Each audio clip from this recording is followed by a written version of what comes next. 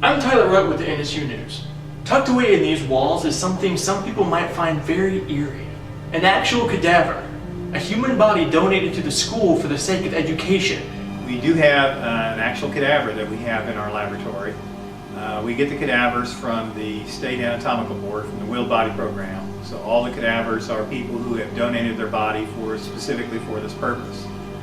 And so every summer we call the State Anatomical Board to make arrangements. Somebody comes over here with a hearse to drop the cadaver off and pick up the one from the previous year.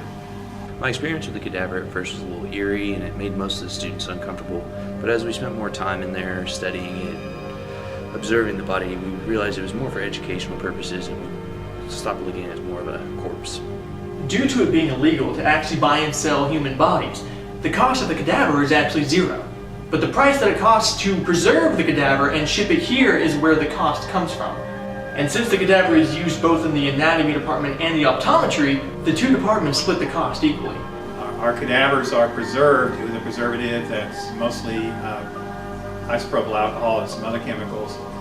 And so they have a lifespan, if you will, of essentially indefinitely. We keep our cadavers for a year and then we send them back and start on a new one. When the cadavers are sent back, they are cremated and the ashes then are disposed according to the wishes of the person's family.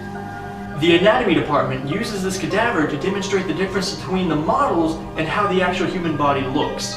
What I thought about the cadaver was it was freaky at first, then it became very interesting.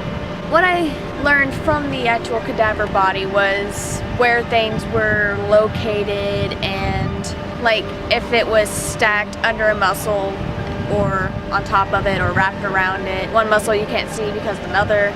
Where on a model, everything's pretty visible. So if you're a medical major, be prepared to poke around in a cadaver. This is Tyler Rutt, NSU News.